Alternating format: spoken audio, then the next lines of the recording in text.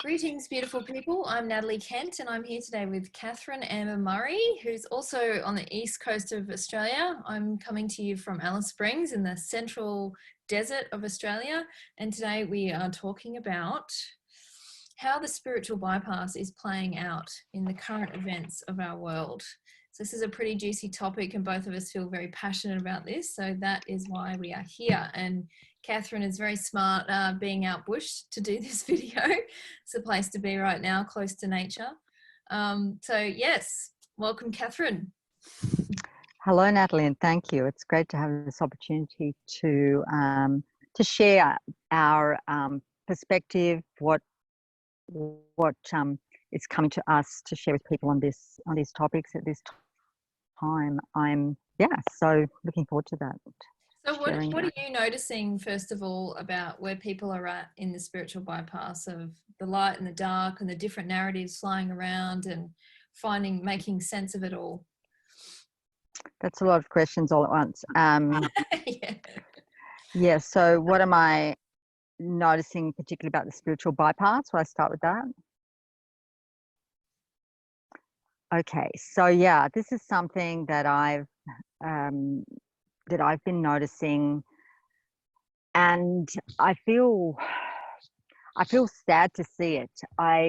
Because what I'm seeing is that many of us are here. This is what we're here for, to help at this time on the planet, to help with transitions and changes, to be leaders, to guide and assist others, to help in the ways that we're here to help. And what's happening with the spiritual bypass is that there's a disconnect and a lack of groundedness in the spiritual community, in some aspects of the spiritual community, which is resulting in ineffectiveness in terms of, because when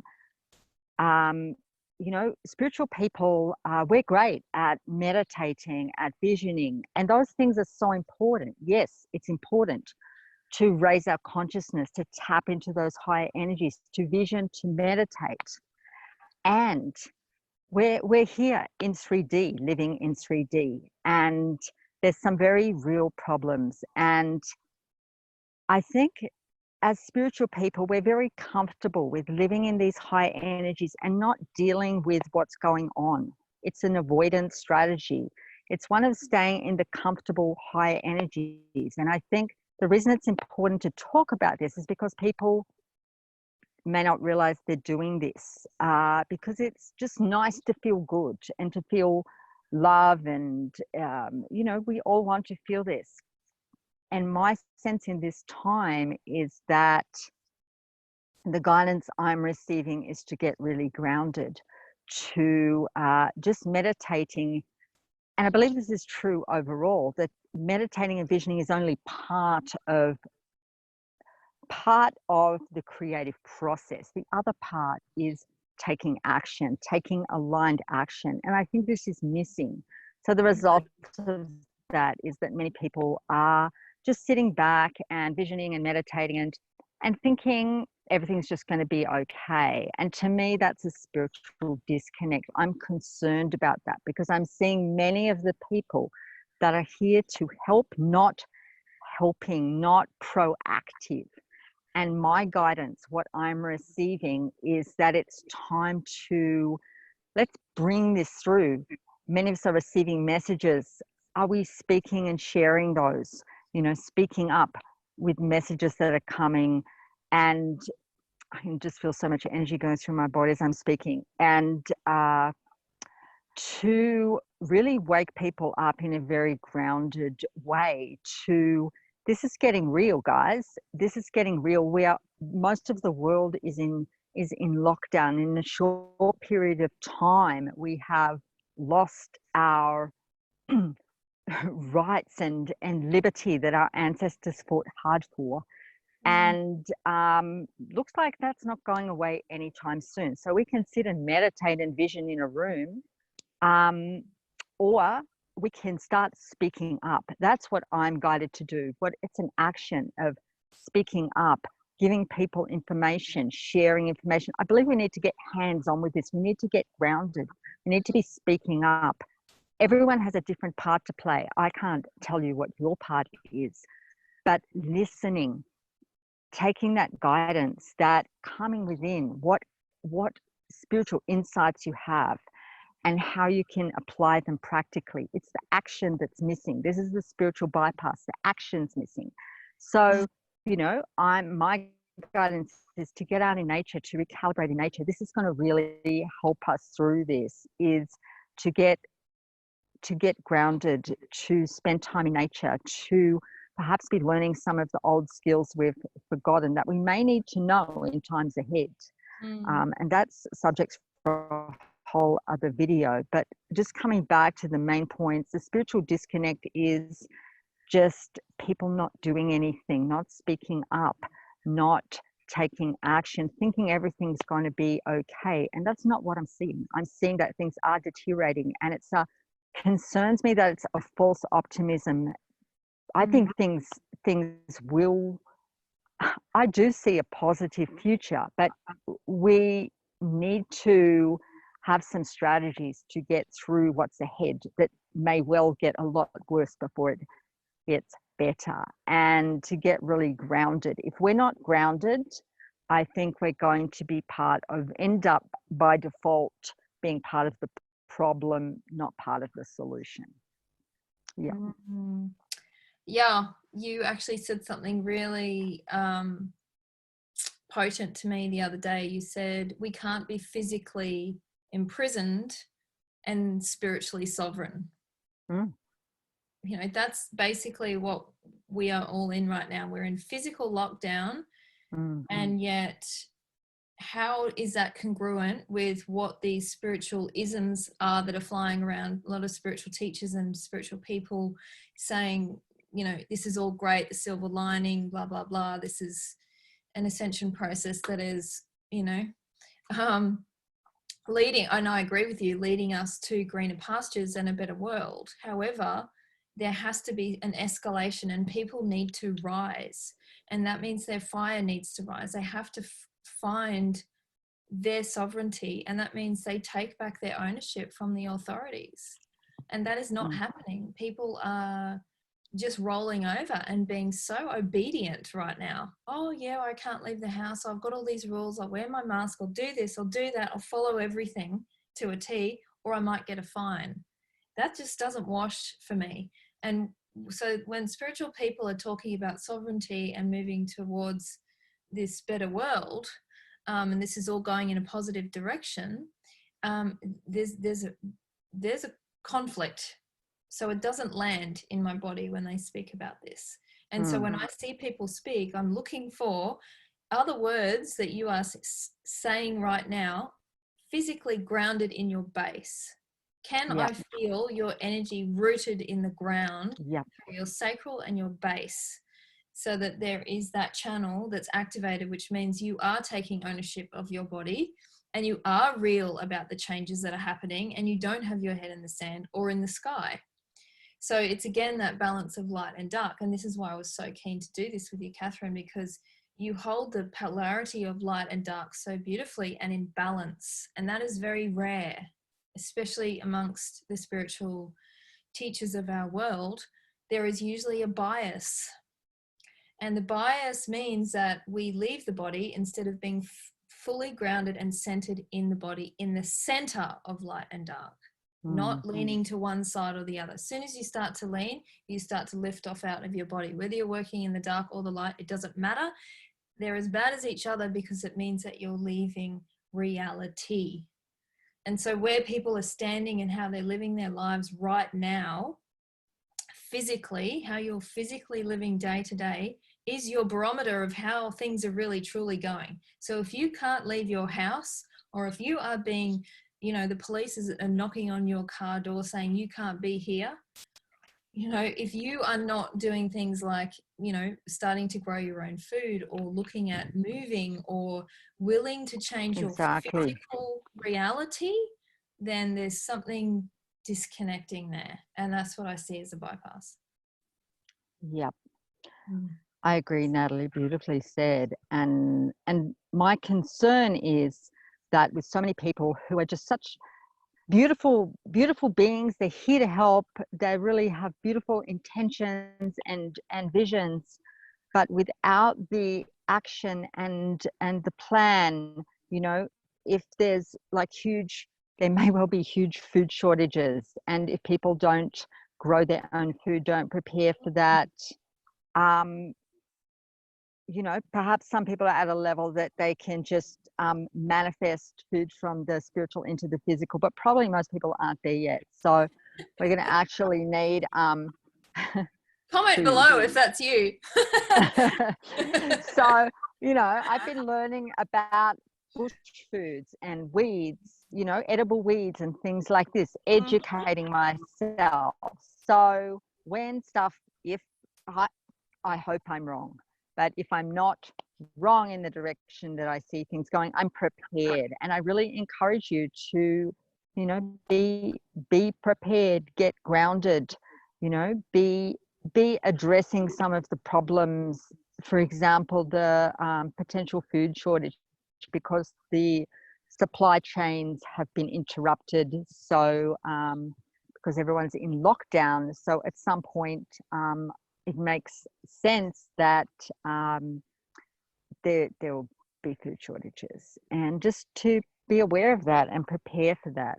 And that's just one aspect of it. And to, you know, to speak up, to do your research, to speak up for the truth. I'm seeing a lot of spiritual, you know, amazing truthers, but they're still going along with the narrative. They're not speaking up, and it's challenging to speak up. It's uncomfortable to speak up, to to speak the truth, to speak up for what you see, what's important and real, when people might not like that.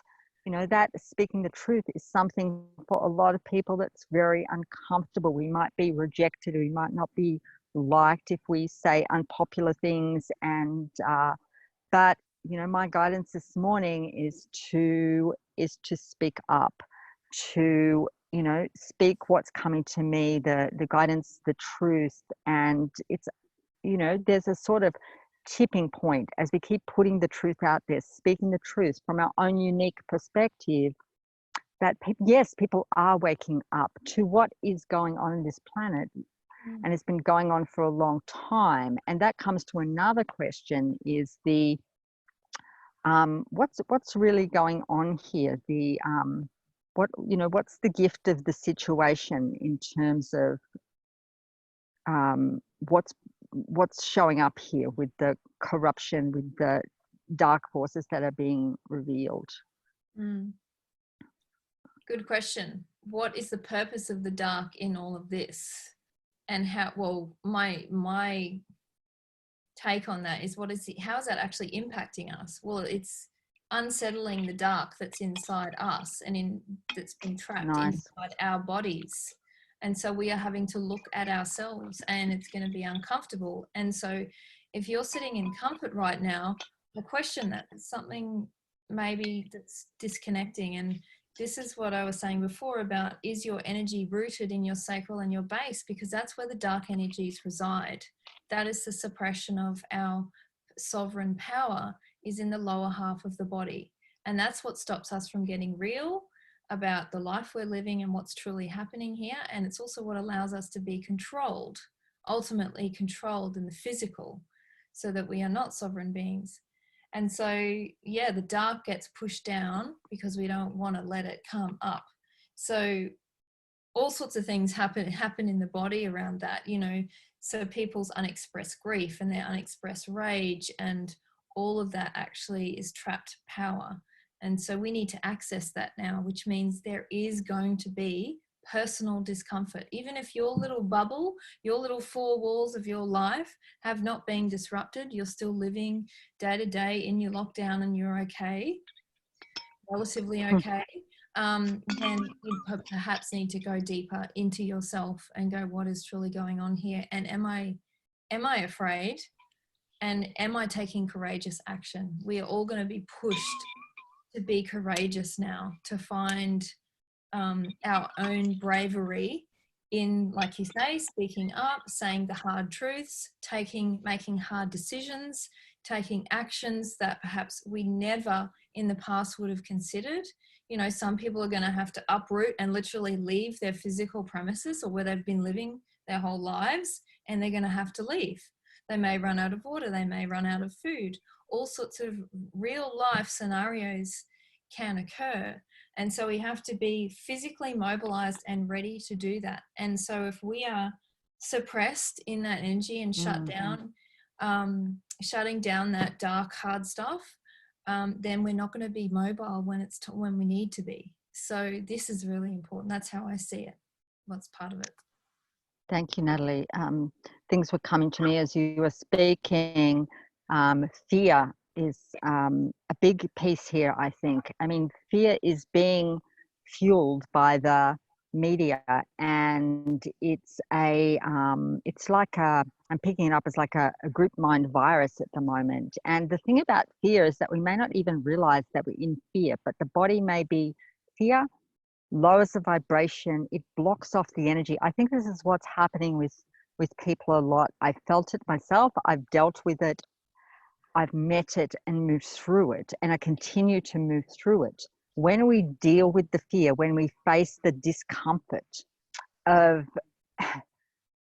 you know, the fears that are coming up for each of us, perhaps that I believe are coming up for most people, fear of, amidst huge changes, fear comes up, and fear of, you know, how will, around employment, around money, around food, around health, whatever fears are coming up for people. And that can really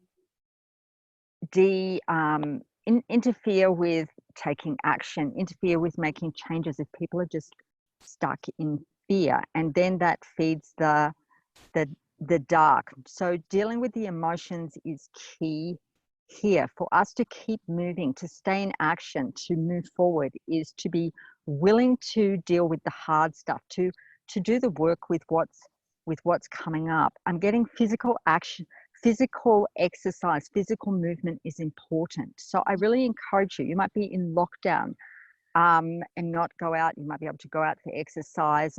Make sure you move in the day, because that will help the energies to move through.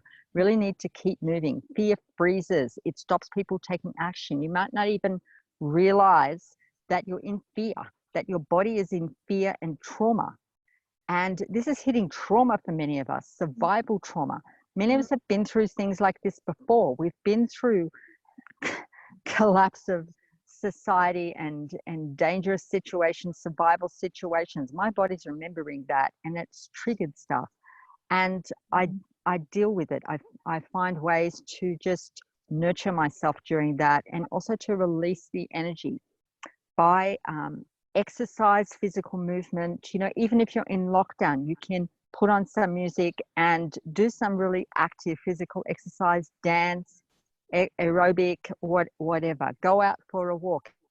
It's really important to keep the energy moving. That's where the grounding comes in. The dark energies, when we're not dealing with what we're feeling, with the fears, with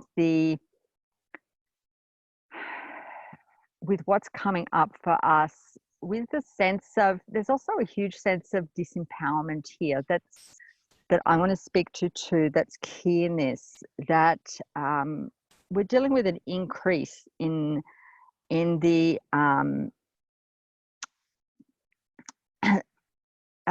control systems on the planet have upped their ante. These have always been present on the earth, and they've been increased now, so we can really see them. This is a gift. Yet it's also, what I see is pushing people further into the conditioning of disempowerment, that we can't do anything, that we can't change anything, therefore we just do nothing, we'll just sit in lockdown. I mean, hopefully this will just be all over and things will go back to normal. This is a conditioning that's been on the planet that is very much part of this situation, that we can't do anything, that we just give our power away to the authorities. So all of this is, so the purpose of the dark is to feed on all of this. And the dark energies, it gets into a whole other topic. I'm just sort of hesitating a bit because it's like opening a whole other can of worms. But Yeah. so the way that I see it simply is we're seeing an outer situation of the narrative is of a virus, and that is the reason for increased police and military control and people in lockdown. And yet these agendas are, if you step back a bit, the bigger picture of this, these agendas feed into the agendas of the dark forces on the planet, which have always been here, the dark forces that are about control. This is not of the light. Control, power over. This is not who we are here to be on this planet. We are sovereign beings. We are created by the divine to live our lives fully in abundant, beautiful earth. Are we doing that, or are we have we forgotten what that's even like? And how possible is that when you're in lockdown? So this is an opportunity to remember, hey, is this what we're here for? Is this what we're here for? To live in control systems, to be in lockdown, to not be allowed to go here, to see this person, to do this? Is this life as, as creator intended? I don't think so. And so we have an opportunity, here's opportunity to make a choice.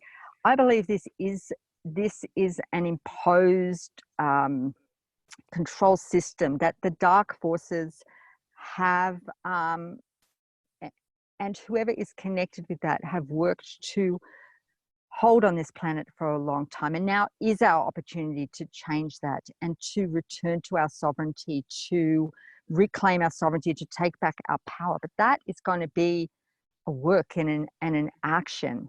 Mm-hmm. Yeah, absolutely. This is what I see people, a lot of people speaking as though we're just going to skip to the good part. We're just going to skip over all the shit, and suddenly people are going to have learned all their lessons and will be there. Hang on a second. Whoa.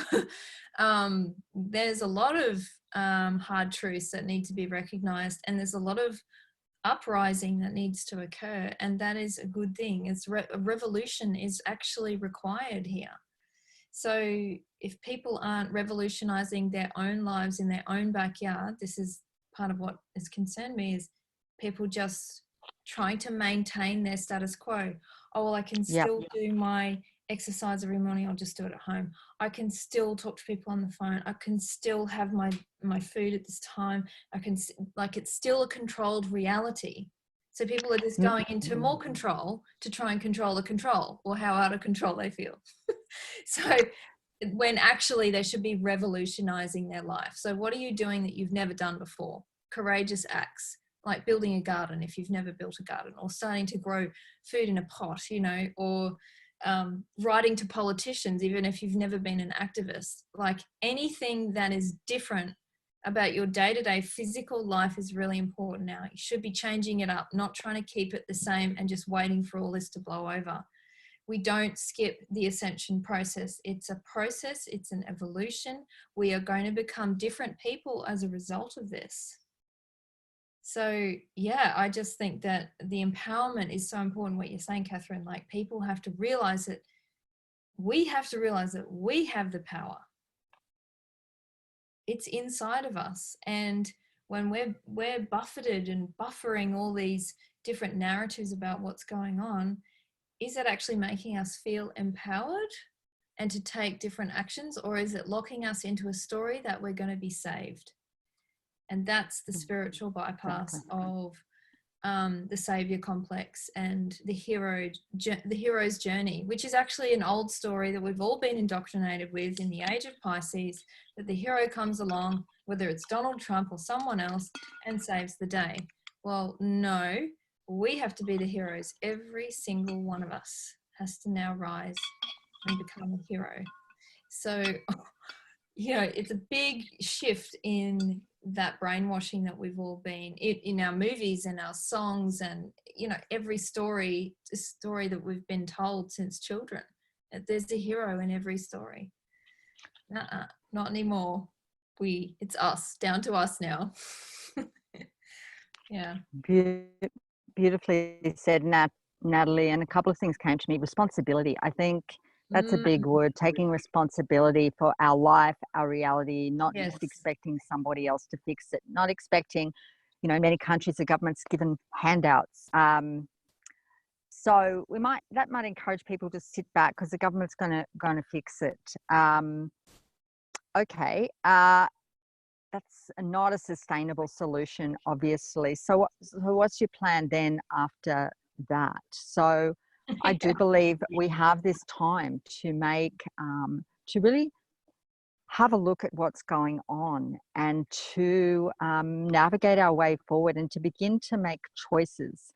Because the sense is that the box that we've lived in, the system, the box is tightening the noose, if you like. The box is getting smaller that we live in, literally. People are now, we always lived in a system and a box with these rules and regulations, but that box has got smaller. Is that still acceptable for you? Is living in lockdown acceptable for you?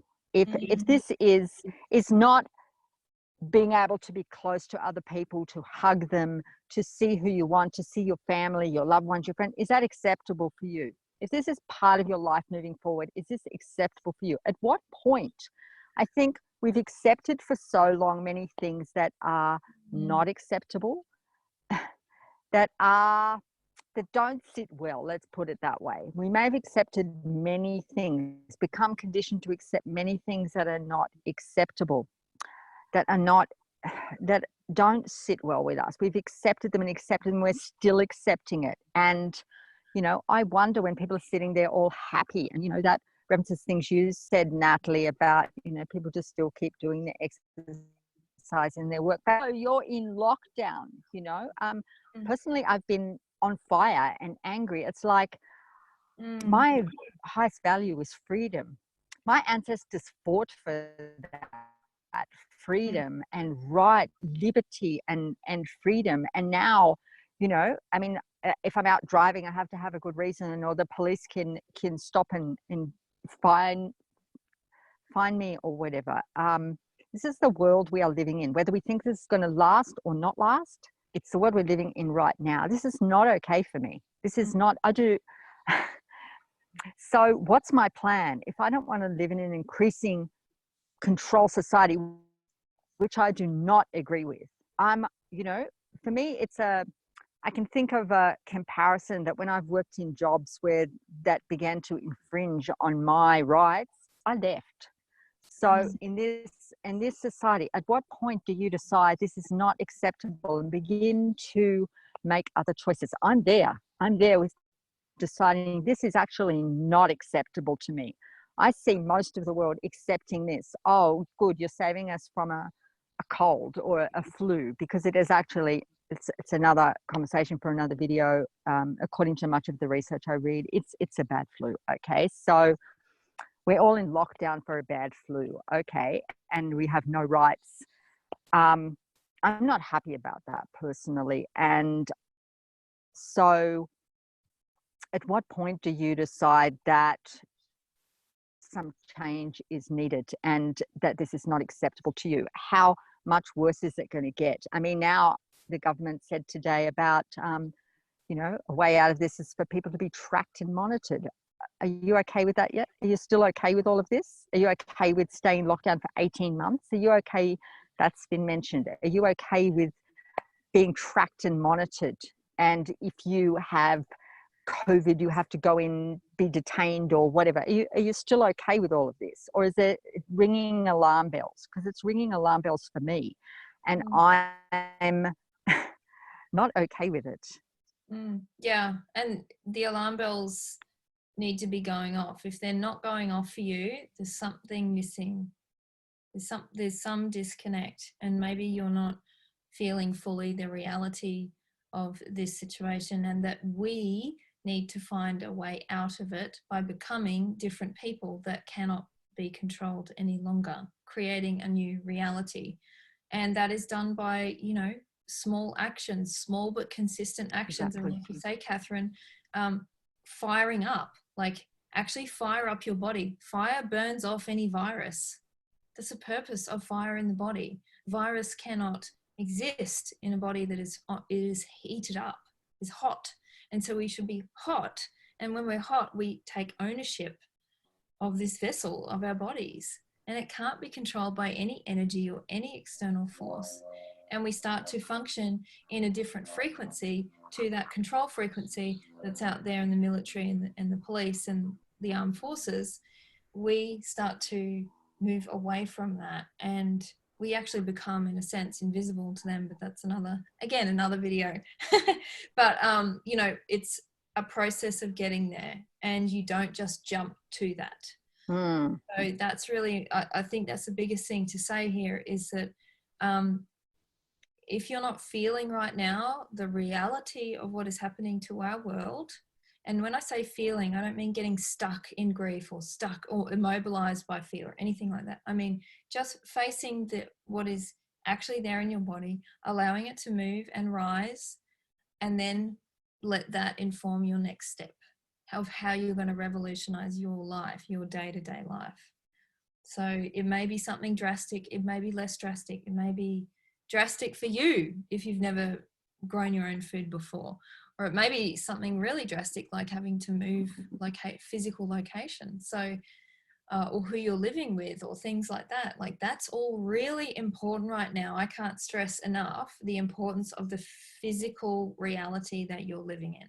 Yep. Not the stories out there, not what the energies are doing, not that the earth is ascending, not that we're all heading towards, you know, a new age or whatever, or the silver lining. It's actually day to day, what are you doing with your time, and what's changing day to day for you.